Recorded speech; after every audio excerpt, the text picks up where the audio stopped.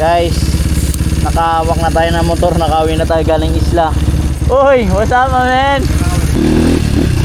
Punta tayo kilang kay Abong. Guys, ng motor ko, may pasalubong kasi ako galing isla.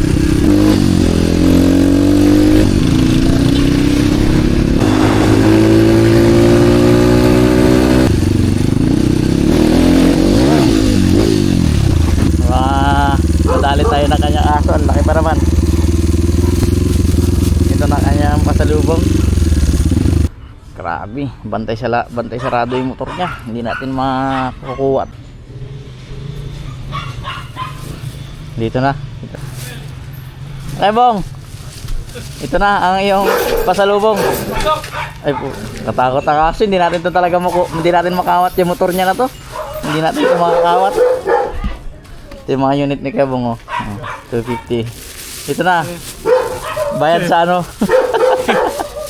Ito pa ang balakas Kebong yan, oh. Nakainom ka na rin ito. Sa Thailand. Ay, galing Vietnam. Mag-aspire vlog reading siya. Yan. Ito ang unit ni Kebong, oh. 2 KLX. Gawang likod Kebong, no?